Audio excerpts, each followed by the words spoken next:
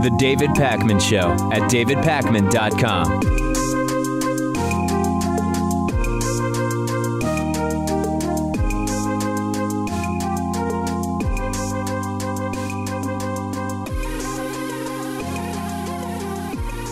Welcome to the show. We are starting again today with the phones and live callers, but don't worry if you don't like that. Next week, there will be no live callers, much to the pleasure of some people and dismay of others.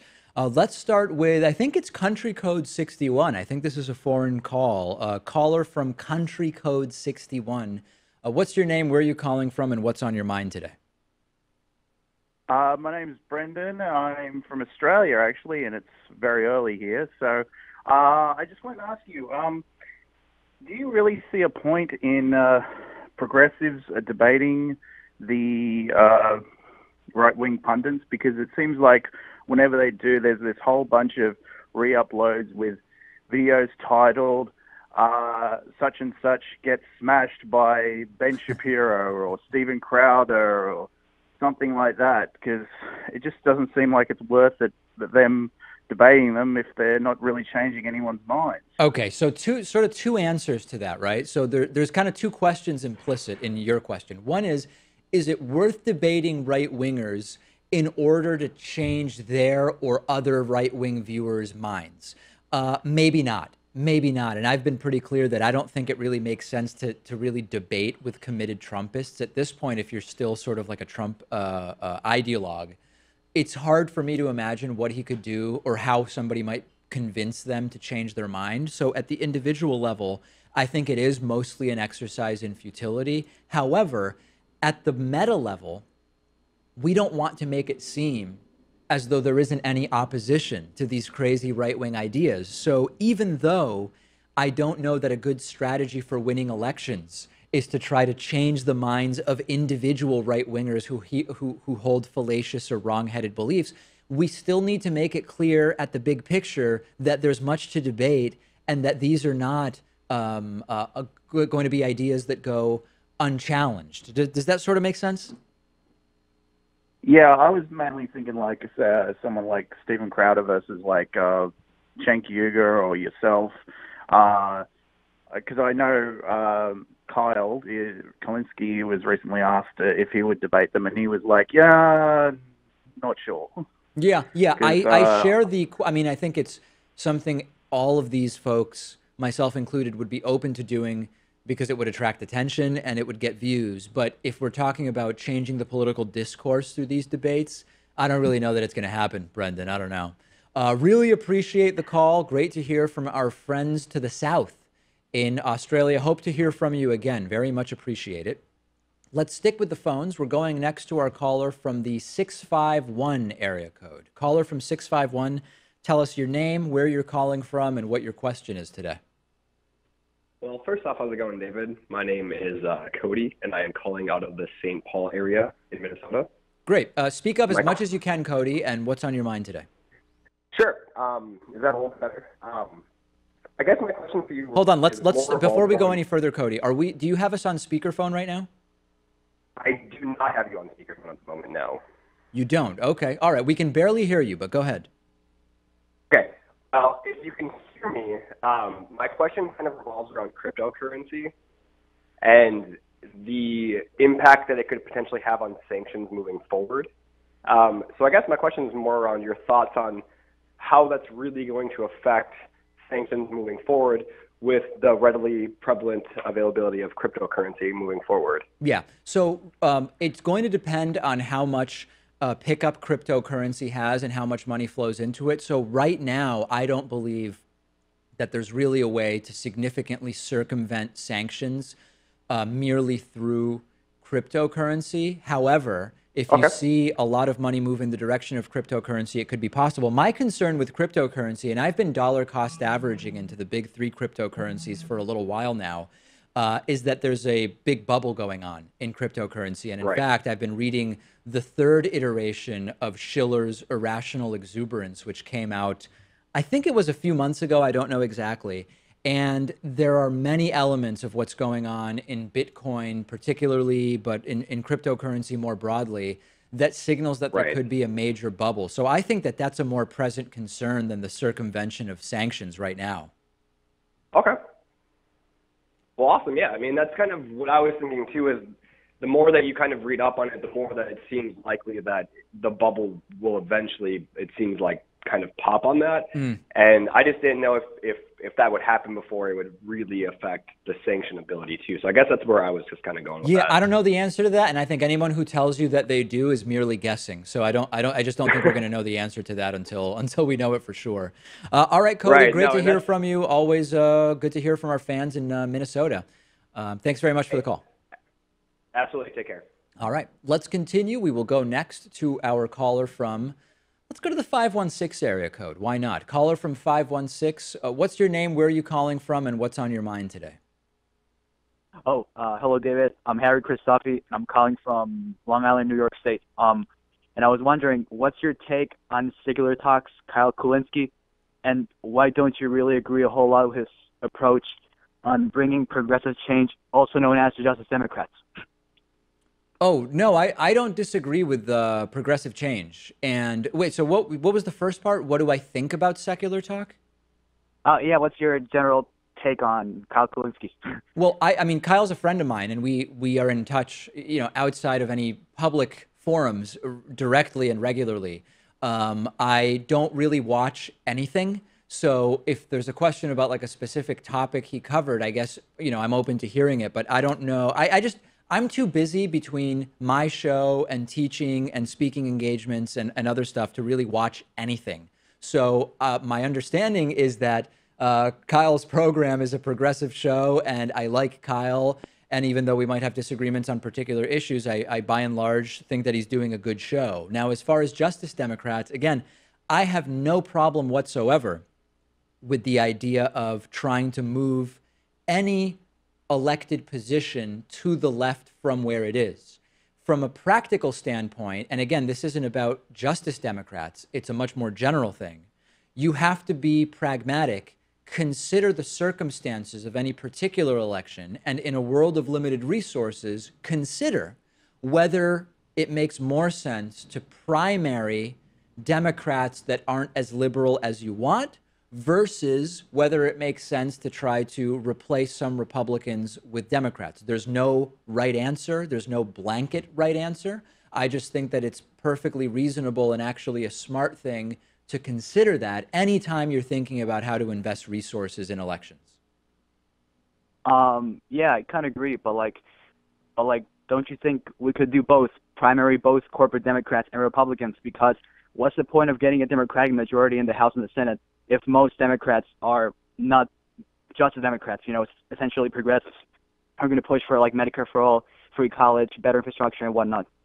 Right. Yeah. No. Your question is a good one, which is why can't we do both? And we sort of can, but again, there's a limited amount of money and volunteer hours that are going to go into elections. So if we were in a world that was not zero sum, where you could just say, well, we can do everything within every campaign. We will primary every Democrat that's not as left-wing as we want, and we will try to take over every Republican seat. Sure, it's just not the real world, right? We do live in a world of limited financial and sort of labor hour resources for any particular election. So we have to sort of operate in the real world. Does that make sense? Yeah, I guess you're right, but is that also Kyle's take, or is he more optimistic, you think, and more like me, like we're more optimistic while you're being more realistic, which is nothing wrong with that, but do you think Kyle's take is more similar to mine? I couldn't tell you. My sense is you might know more than I would what Kyle's take is. Oh, right. No, because essentially we could first primary corporate Democrats, and in the general, for a U.S. House seat or a U.S. Senate seat, we could then primary the Republican. Isn't that what we could do order-wise? Yes, you could. You absolutely could. Yes, Harry, that's absolutely something that you could do. All right. Thank you so much for the call. Very, very much appreciated. Let's go to our next caller from the 203 area code. Caller from 203, who's there and what's on your mind today? Oh, hello, David. My name's Peter. How are you today? Good. How are you? Not too bad. Good. David, I have a quick question. Sure. A few weeks ago, if I'm not mistaken, Donald Trump made an offer to send $1 million of his own money to the Hurricane Harvey Relief Fund. Yeah. Since then, I haven't heard anything about it, and I was wondering if he went through with it. I don't think that he did. I didn't either. And that would be the pattern, right, Peter? I mean, he made all sorts of assertions during the campaign about donations to veterans. Seems like the majority of that money never made it where it supposedly was going.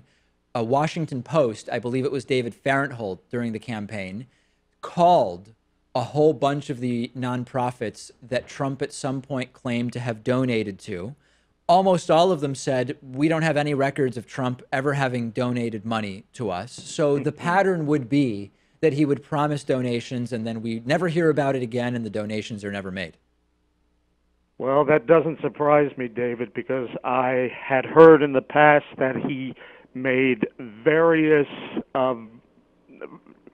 verbal donations that somehow never came to fruition. Yeah.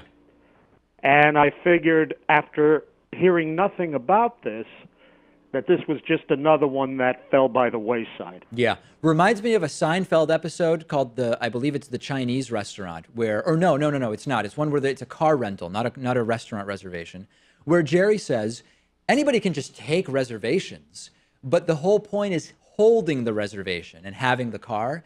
Anybody can just say that they're going to be donating money, but the key part, Pat, is actually writing the check. In fact, I would say that's the only part that matters. Right, so he's getting all the glory and the gratification for saying that he's going to donate to charity, but then ends up not doing it. He has been donating his presidential salary, though, to various government agencies, but the problem with that is his budget proposal plans to cut those agencies far more drastically than the money he plans to donate to them. Yeah. So like the National Park Service is one example. Right. Well, the plan is that everybody just donate their salaries. Then you don't need to actually give them a governmental budget. That's a great idea. All right, Peter, thanks very much for the call. Appreciate it. Well, thank you, David. Take care. Okay, you too. All right, let's take a quick break, and we'll be back with more of your calls after this. The David Pakman Show at davidpakman.com.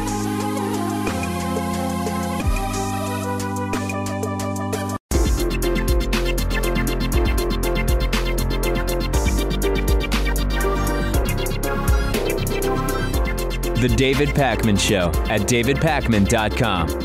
Today's new member of the day is Paul Murphy. Paul, thank you. You're a great guy. What else can I say? We depend on the support of members like Paul. You can read about and sign up for membership at davidpakman.com/membership. You can also throw smaller contributions of even as little as $1 a month at us at patreon.com/davidpakmanshow. Let's go back to the phones at 617-830-4750. Caller from 919. Hello, who's there? What's on your mind today? Hi, this is David from Durham, North Carolina. Great, David. David, I'm glad I get to talk to you. I found your show online, and boy, I love it. I love every time you go on there. Thank you.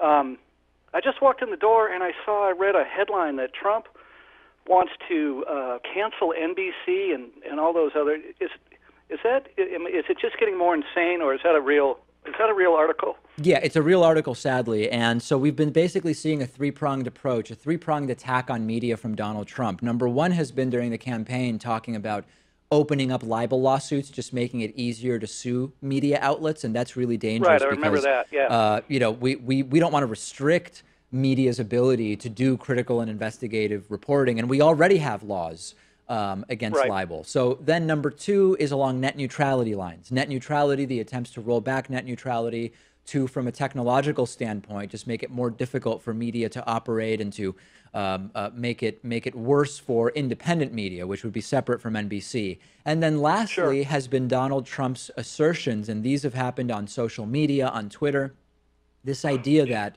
he decides what's real news and what's fake news, that he decides who should be shut down and who shouldn't be shut down from the point of view of sort of government regulation, which is funny because supposedly Trump is part of the party of the free markets and of letting the free market dictate what's around and what isn't around. And so it's been a dangerous attack. And yes, unfortunately, David, that's a real article that Trump is talking about the possibility of or wanting to see certain media outlets shut down, and we should all be very scared, no matter your political orientation. Yeah, I agree with you 100%. I'm going to stop reading the news for a couple of days. I'm depressed. Yeah. But it's nice talking to you, David. Keep up the good work. All right, thank you. Likewise, always great to hear from other callers named David. Can't go wrong with that. 847, caller from 847. Can you hear me? What's your name? What's on your mind today? Hey, David. My name is Sagar. So I have a question about, I guess, a video that you put out recently with regards to, I guess, Sargon of Akkad, and about how he was saying how people on the right are being scapegoated. And I guess you'd produced a video on that topic as well. So I wanted to talk a little bit about, I guess, labels and how people kind of apply labels to various people. And specifically, I guess, to people that are kind of in politics today. So you can kind of think of various examples. One that comes to mind is over in France, you have Marine Le Pen, who is considered far right. But if you look at a lot of her actual policies and what she kind of supports in terms of policies, whether it's social, economics, a lot of people would say that she's actually on the left. But I guess when it comes to immigration, nationalism, stuff like that, you could say she's on the right. So how do you guys kind of think about those things as far as like labels and how they can be applied to individuals, whether in the past or in the present? Well, I think that you're getting at something which is very relevant, which is that as politics shift over time, what is left and right and what is a reactionary idea and what is a conservative idea or a progressive idea certainly changes. So a good example would be that there are lots of Republicans from the 1970s who, by modern standards, would really be much more in line as sort of centrist Democrats. So does that mean that they weren't on the right back then? Does that mean that they would be on the left today? Well, you're getting at a good point, which is the label is only relevant sort of in the context of society around the label, right? And sort of what else is happening on the political spectrum. So if your question generally is, do the definitions of some of these terms change over time? I think the answer is absolutely yes, but I don't know if there was a more specific question in there that you wanted me to address. Yeah. So are there certain things, so I guess if we dig deeper, are there certain things that are always on the left and always on the right? Like you could say, for example, socialism and communism are fundamentally leftist, right? Whereas you could say libertarianism is definitely on the right. And things on whether it's, social, I guess, as far as social issues are concerned, obviously society changes and people's opinions change. So that's more in flux, but certain ideologies are certainly can fall into one or the other category. I think that the two examples you gave are good examples of how it's not quite so defined. And in fact, in our video, I'm guessing a lot of my TV and radio audience has no idea who Sargon is. It's a YouTuber. His real name's Carl Benjamin. And people on the regular show don't even know about that entire dust up because that was restricted to YouTube only. So I think that socialism as an ideology is a left-wing ideology. And by virtue of egalitarianism and other factors, it is in principle a left-wing ideology. But as I've talked about now in multiple videos, you can have socialist rhetoric that is implemented in an authoritarian right-wing way. Now, you could argue that doesn't change socialism being left-wing because it's fundamentally a perversion of socialism. It's a failure to actually be socialism, but then you're already sort of in the weeds. Your other example was libertarianism is fundamentally right-wing. Well, not really, right? I mean, I think that certainly the sort of caricatures of libertarianism that we see, where any taxation is slavery and there should be no regulation whatsoever, that's pretty much going to fall under the right. But then you also have social libertarians who identify more with the left than the right. So I think even the examples you gave are good examples of why it's not so cut and dry. Interesting. So that's a pretty interesting way of putting it. I guess I guess with things that are happening in the Western world nowadays, like things are always in flux, but nowadays there's a lot of tension with regards to, you know, how multiculturalism is playing out, the role of different, you know, groups of people within society. Could you say that certain religious ideologies fall into one camp or the other, whether it's, you know, more left-wing or right-wing, depending on how open that ideology might be compared to I mean, other I think that ideologies you don't, like it's not communism, even so much socialism, split, it's not even libertarianism? so much split among religious ideologies. It's that the more fundamentalist your interpretation of the religion, that's going to be on the right. I mean, I see extremist Christianity as well as extremist Islam. I see them as both fundamentally right-wing authoritarian ideologies. Right. Yeah, that makes sense. All right. Very good. Very Actually, interesting stuff, Tucker. Really appreciate the call. Very much appreciated. A lot there. A lot of very, very interesting stuff. And I appreciate you taking the time to call. And on that note, we will take a break. We've got a fantastic, I really think you're going to like this week's classic interview. And then we will get to 3 really, really good audience questions that came in. Audience questions have just been on fire recently. We will take a break. It's the Friday show. Stay with us. The David Pakman Show at davidpakman.com.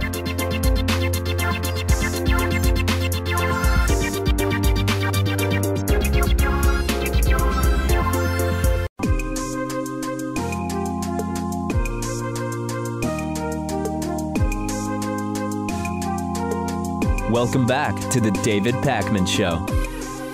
For today's classic interview, we're going back to April of 2015. I had an interview with a libertarian named John Tamny, and we couldn't even agree about basic economics. I love these conversations with libertarians where their worldview seems to be informed by a totally farcical understanding of the most basic economic concepts. And I think this is particularly relevant now because with Donald Trump's tax plan, we are seeing the rehashing, the revitalization, the renaissance of debunked supply-side, so-called free market economic ideals.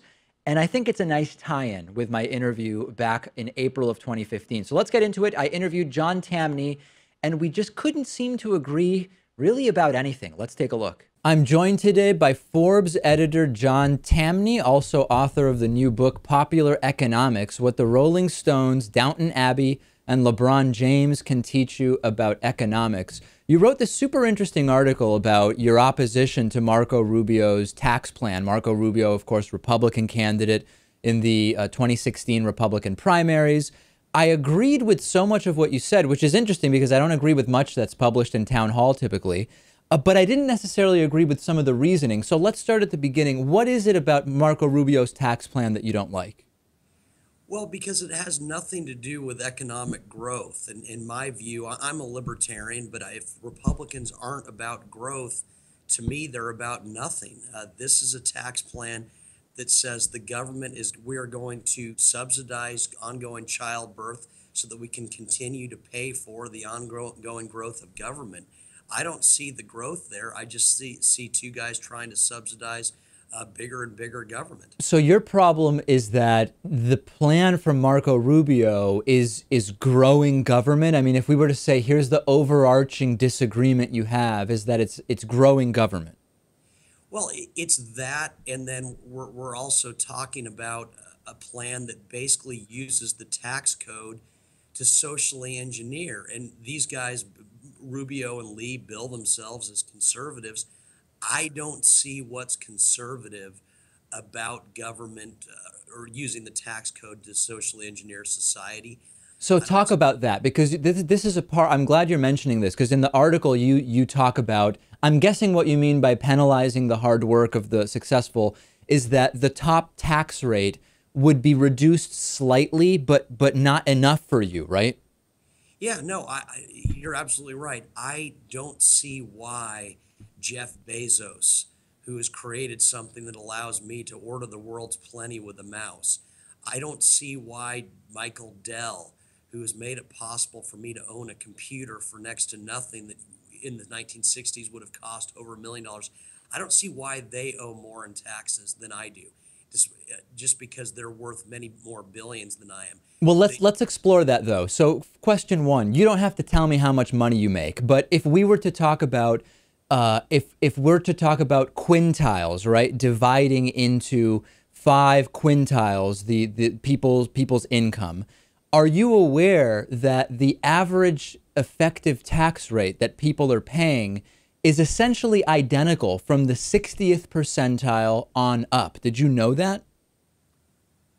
I've heard that argument that in fact that it's roughly, and you're saying in terms of a percentage that people pay of their income to the government. Exactly. So in spite of the fact that we have a sort of ostensibly progressive tax code where the more you make, the more you pay as a percentage of your income, once you get to the 60th percentile, taking into consideration all taxes that are paid, the average is about 32% from 60 percentile on up.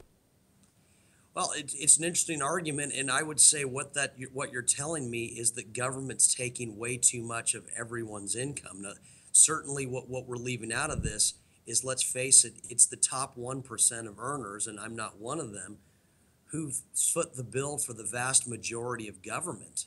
And I don't think that's a good idea. And I would add, I think it's a terrible idea if we're trying to lift the income and growth possibilities of those not in the 1%. Okay, so then now that's really getting into the meat of what I want to discuss. In your op-ed, you say, Senators Rubio and Lee have feebly called for a reduction in the top tax rate from 39.6% to 35%. Lest we forget, there are no companies and no jobs without investment first. The rich, by definition, have the most disposable income to invest. As a self-proclaimed libertarian, I would imagine you would realize that business investment is tax deductible, and a higher rate on personal income would actually encourage business investment. And I'll give an example, and of course I'll allow you to either agree or disagree with me. If I'm 1% guy, right, and my top marginal tax rate is 39.6%, instead of 35% or 30% or 25%, I would want to invest that in a business because that expenditure is tax deductible and I'm saving 39% instead of the lower 35 or 30 or 25%. A higher top marginal tax rate encourages investment. I'm not buying this argument simply because, unless, correct me if I'm wrong, yeah, the capital gains rate on investment, if you actually get a return, is 20%. And so tax deductible or not, I don't, again, what you seem to be encouraging, or is a tax code being used to encourage investment or not? I don't want either. I want the government not having a role or decision in whether money is invested or not. And what I would say is, if we allow the rich to hold on to their wealth, whether they love business or not, odds are it's going to find its way to new businesses. But that's empirically untrue. That's been widely debunked. If you have any data that suggests that the rich don't have a drastically higher marginal propensity to save than the poor, I would love to see it. There is not one legitimate study that suggests that. And a simple thought experiment, hold on a second. Well, hold on. Let me get the question out, and then you can take it whatever direction you want. The richer you are, the less likely you are to need that additional money. And it's been widely shown that the richer you are, the higher percentage of new income you are to save rather than invest. And lowering the top tax rate only encourages that activity. Oh, well, thank you very much for saying that, because you just made my point beautifully. You've made the argument that I make to people all the time. So let's say I'm one of those much demonized 1%ers and I'm worth billions and I'm Mr. Scrooge. Okay, so maybe I'm kind of conservative with my money, so I'm going to keep it all in the bank or cash equivalent. If I do, are banks paying me interest on my wealth because they want to stare at it lovingly? No, they're lending it out to those who have immediate consumptive needs. They want to buy a car. They want to buy a house. They need tuition money for their kids. Or better yet, maybe they want a loan so they can start a business. If I am holding on to my wealth, it is by definition being redistributed to people not nearly as wealthy as I am. There's a couple problems with that argument. Number one is that while you're not wrong that the money that a 1%er saves, socks away, is going to be then turned into loans, which banks make. When we look at the economic multiplier of spending $1 here versus $1 there versus $1 there, we know that money sent through the banking system, the way you describe, has one of the smallest economic multipliers. In some cases, in fact, with some hedge fund and equity fund activity, the way you're describing, it has a negative multiplier effect. So while what you're saying is not inaccurate, every serious economic study shows that if a rich person actually spends or invests that money in real business, the stimulative effect is orders of magnitude greater than saying, I'll save it and banks will lend that money. And all you're really doing when you do that is just enriching banks by allowing them to collect interest. Okay, great. And look, and I'll be the first to tell you, I'm not against banks, but I thought it was a very big mistake that we bailed out the banks. But again, you're making my point for me. I don't think I am. I constantly hear about how the rich are really greedy and everything. I've not said that. Well, let's focus on what you and I have said. That's generally what I often hear. Okay, so you're right.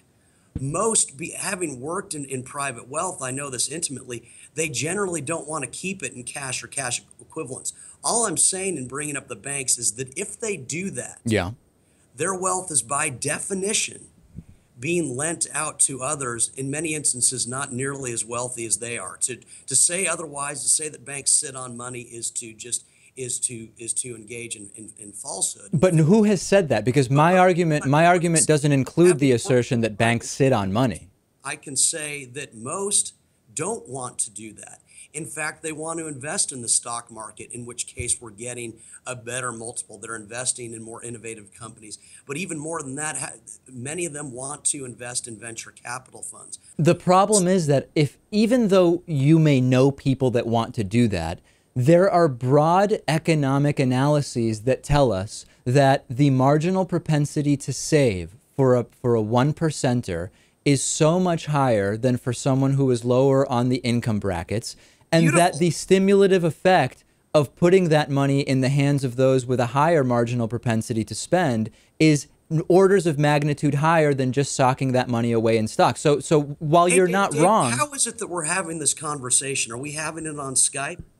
Yes, it is. Yeah, well, how was Skype created? Did it just come out of thin air, or is it a result of savings? Nobody is arguing that all savings is bad. The issue is when we're talking about tax policy as a point... Tax policy. So you would prefer, you think it's more stimulative for the government to take more of the wealth held by the one percenters, and what would you do? Who would redistribute this wealth?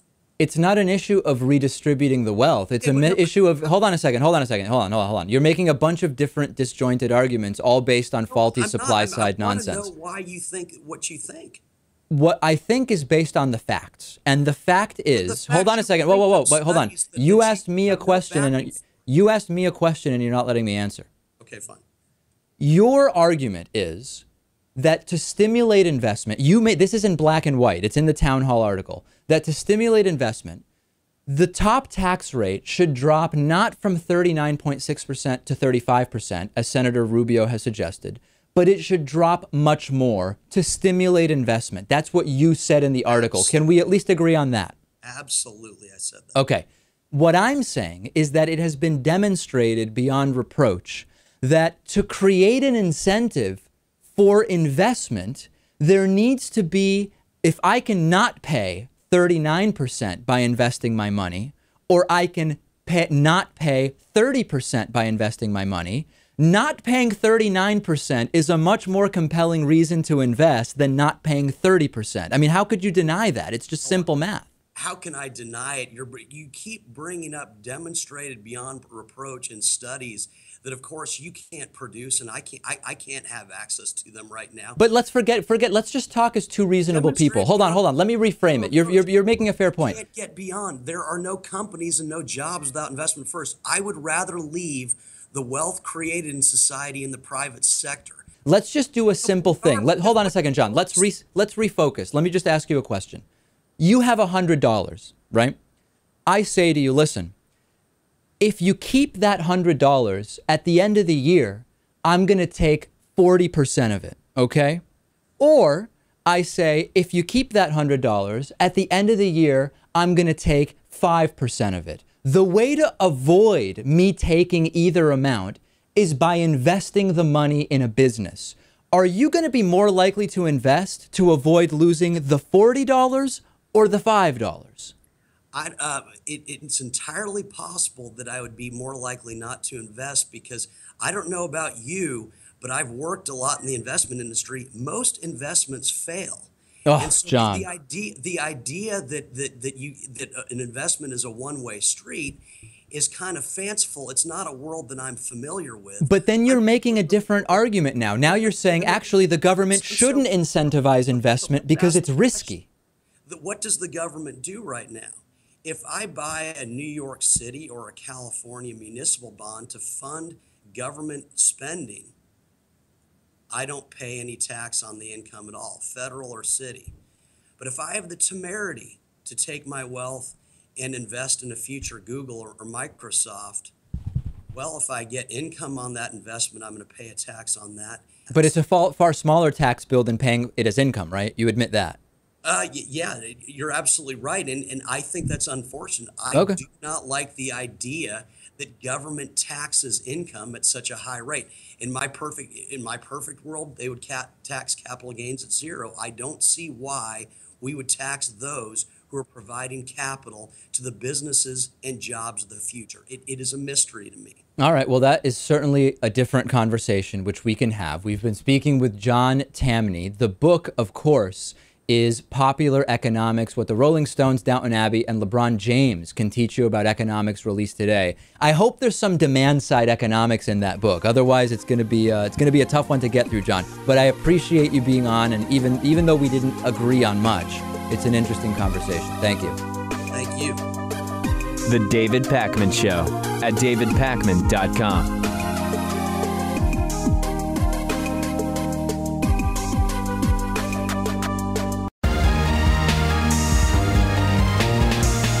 The David Pakman Show at davidpakman.com.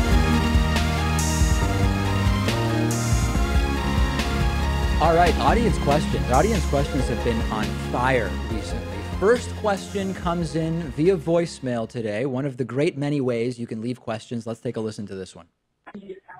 Hey, David. How do you feel about a negative income tax as opposed to universal basic income?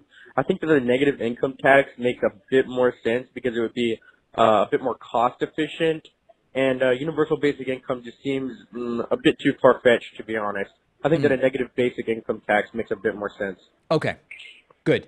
So the question is, negative income tax versus a universal basic income. Universal basic income being where everybody just gets a certain amount of money. Negative income tax being where if you make below a certain amount of money, your income tax is negative, meaning that you end up getting a tax refund, or at least end up getting a tax credit relative to the tax you otherwise would have paid based on your income. So a few things. Number one, negative income tax requires a larger bureaucracy to maintain because it adjusts based on income. And of course, a great question would be, well, if that's the case, you now are creating a hyper incentive to reduce your adjusted gross income on your taxes. So you need more infrastructure to sort of enforce a negative income tax rate. And the other sort of economic factor underlying this is that, yeah, it's true, rich people don't need extra money. So it does make sense, generally speaking, to taper off how much money richer people get. With a universal basic income, everybody just gets a check regardless of how much you make.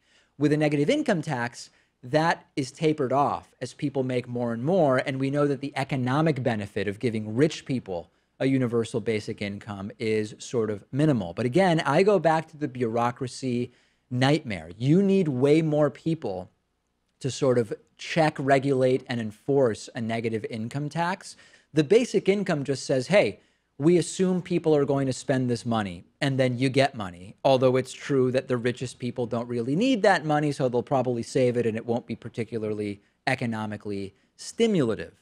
There's another argument in favor of a negative income tax, which is you could more easily implement a negative income tax by expanding the earned income tax credit. The earned income tax credit could be used as a sort of infrastructure to create a negative income tax more broadly, whereas a universal basic income would be its own program. But again, UBI would be way easier to manage. Now, in terms of the sort of political viability, I don't know.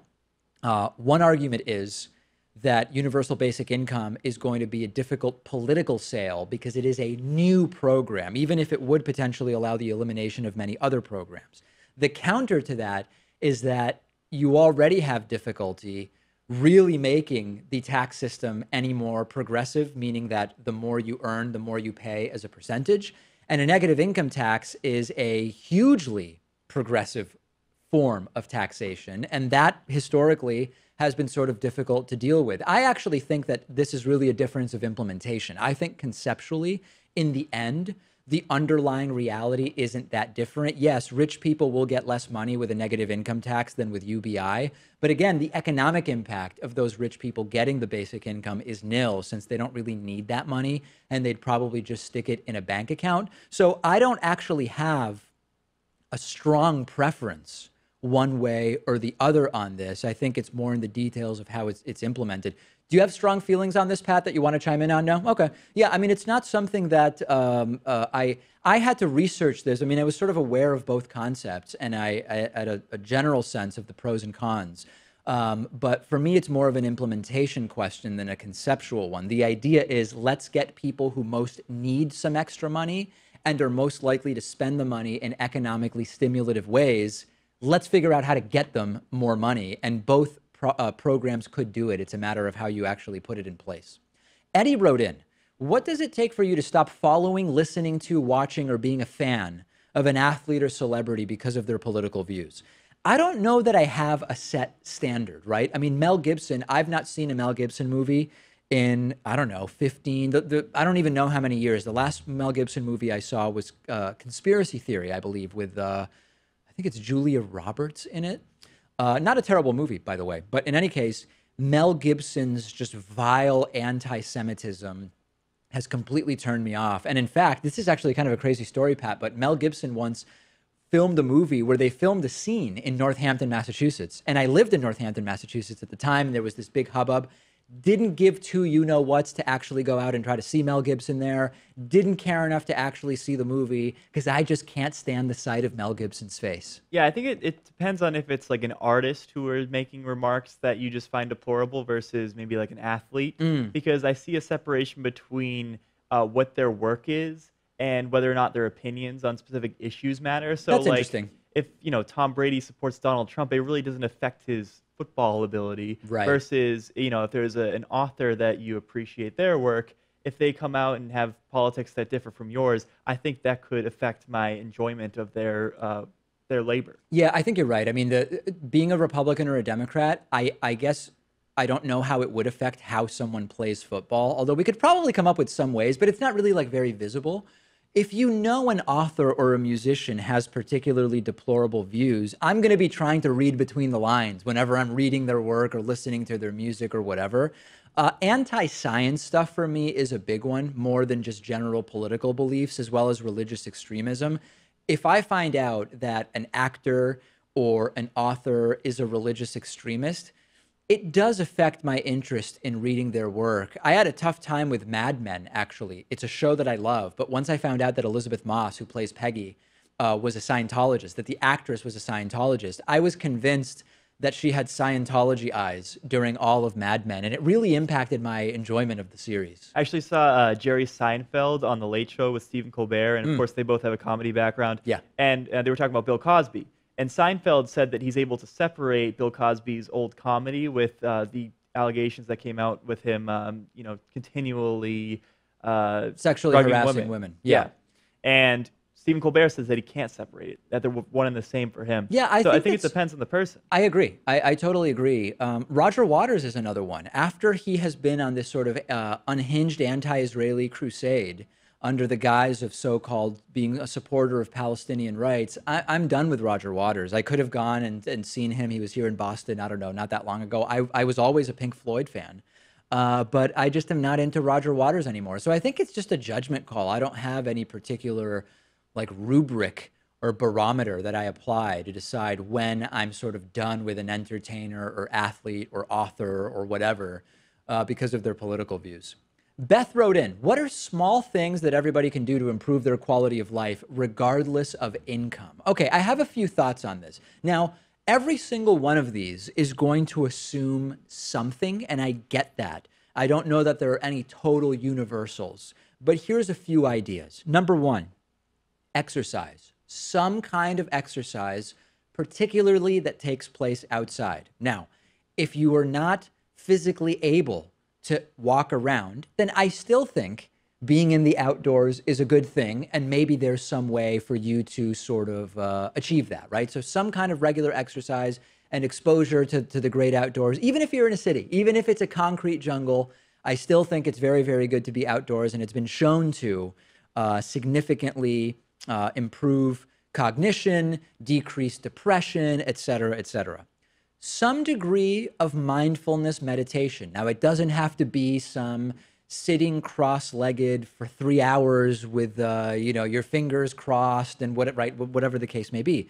Even just sitting for 10 minutes twice a day with no agenda, just sitting, that's it. That's been shown to be really, really good for both sort of emotional health and quality of life, and maybe even connections to physical well-being. So I think that that's something that's really good. I think it's a really good idea to pay attention to hydration. I mean, it's kind of crazy, right? But tons of people just aren't drinking enough water. I'm not in the camp of you should be drinking 15 glasses of water a day, like some people say. But a lot of people don't realize that they're dehydrated, and staying hydrated is something that everybody can do. I mean, I know that not everybody in the world has access to clean water, sadly. So again, there's no universals here, but most people in the United States do have access to water. So those are a few things that come to mind to me. Yeah, I think exercise is a big one, not only for your physical health, but also gets those endorphins pumping in your brain. Sure. That will make you feel better. How about even just like when you're doing monotonous tasks like chores around the house? If you're listening to something, be it like, some news or like an audio book or something, I think that really increases my quality of life. Does it really? It does. Interesting. We've got to film Pat and see what it is he's got going on while he's listening to these various audiobooks. Maybe a tutorial on how to make Keurig coffee. Yeah, Keurig tutorial or whatever you're doing. Yeah. One other thing is, what about reading, right? I think that there are books that will appeal to everybody. A lot of people just say, I don't like to read. It doesn't hold my attention. That means you just haven't found the right books. I do believe that there are books that will appeal to everybody. It doesn't matter what they are. Even if you can set aside 15 minutes a day just to read something, fiction or nonfiction, a book, right? I'm not talking about a magazine or online articles or text messages or whatever. Find 15 minutes to read. I think that that does a lot to improve quality of life. Yeah, I always have some inner peace after reading for a little while, and I feel a lot more connected to the human experience. Really? And I find that I just start thinking about things a little bit differently after I read for a little while. What's Pat reading that he's having these enlightening experiences every time he cracks a book? But we really need a documentary, I think, to figure out what's going on over at Pat's place. Those are some ideas, all right? I think that those are all really good things. And being social. I think being social, and again, what that means to everybody's ability to do that is different, but it doesn't have to cost money to be social. And whether it's friends, family, whatever, seeing and talking to other people, that's a good thing, isn't it? And that's why we're talking about this now. We're talking about it right now, absolutely. So those are my ideas, all right? Thanks to everybody who wrote in this week. We've got a great bonus show coming up for you. Where is NASA? Why are private companies now getting involved in taking us to space instead of NASA? We will talk about that. We will talk about the possibility of life-saving drones in emergencies, and we will also talk, sadly, about American traffic fatalities rising again. What's driving that change? You'll have to tune in to the bonus show. You can sign up at davidpakman.com/membership, or you can access the bonus show by becoming a $5 patron at patreon.com/David Pakman Show. I'll speak to you then.